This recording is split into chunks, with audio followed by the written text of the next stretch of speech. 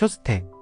대체로 테이블 평균에 비해서 나의 칩이 적은 상태를 말하는 것이고, 보통 빅불 기준 30BB, 40BB 정도를 숏스택이라고 합니다.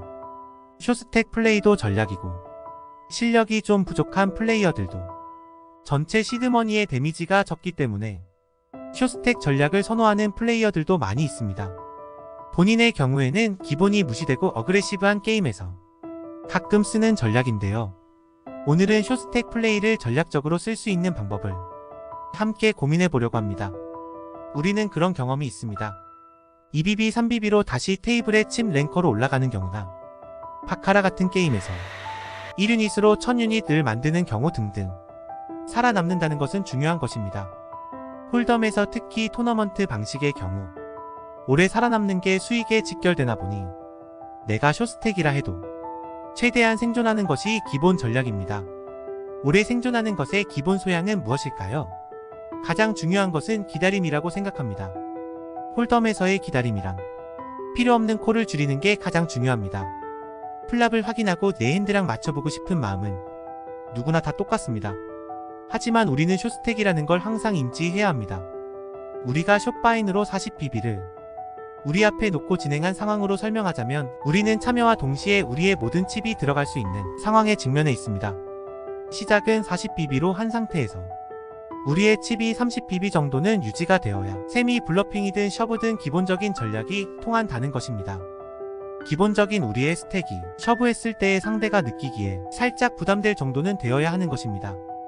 캐시의 경우도 마찬가지로 마지널한 핸드로 블라인드를 내고 플랍을 보게 되면, 우리가 보통 얘기할 때 칩이 녹는다는 표현을 많이 쓰는데, 우리의 칩이 자꾸 녹아 없어지고 5BB에서 20BB 정도 남았을 때 마음이 조급해져서 밀어넣고 올인. 대부분 이런 수순인데, 나의 스택이 너무 작으면 나의 핸드가 프리미엄일 때도 많이 넘어가는 경우가 많습니다.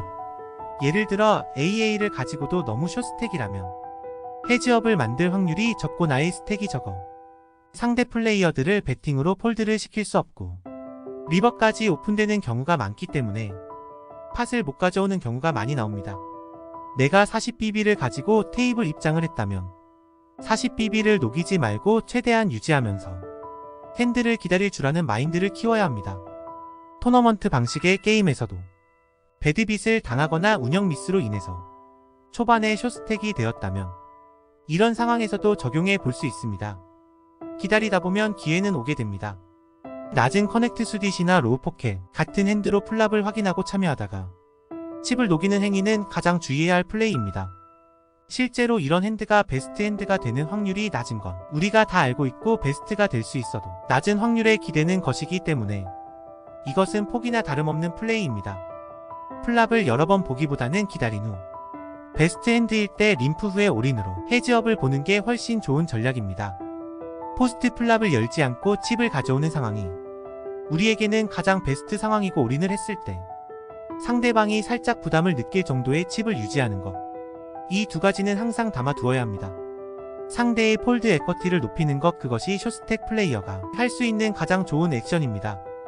폴드 에쿼티를 높이려면 림프 후 올인을 하거나 그냥 셔브를 했을 경우 상대방의 칩이 데미지를 확실히 줄 수 있으면 더 효과적입니다. 토너의 경우 400BB 있는 플레이어가 100BB 남은 상대보다는 콜을 하기 쉽습니다.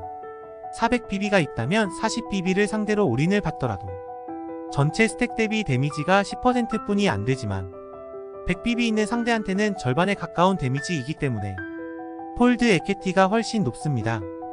우리가 기억할 것은 안 싸우고 포스트 플랍을 열기 전에 칩을 가져오는 것, 이것은 우리의 1차 목표입니다. 그렇다고 무조건 끝까지 기다린다고 능사는 아닙니다. 만약 뜻대로 안 돼서 15BB 아래로 떨어졌다면 레인지의 40%까지, 즉 커넥트 개퍼 수리 포켓핸드까지 올인을 넣어야 하는 상황으로 준비해야 합니다. 정리하자면 포기하지 않기, 기다림의 미학, 칩을 녹이지 않기, 올인 또는 림프 올인, 상대의 폴드 에퀘티를 높이기. 이 전략이 너무 기회비용이 없다 생각하신다면 기회비용을 늘리는 게 맞는 것이고, 이 영상은 의도치 않게 숏스택이 되었거나 나의 성향이 숏스택을 선호하거나 전략적으로 숏스택을 활용하는 방법에 따른 정리로 잘 활용하시면 좋을 듯합니다. 우리의 숏스택이 칩리더로 하루를 마무리하기를 응원하겠습니다. 한글로였습니다.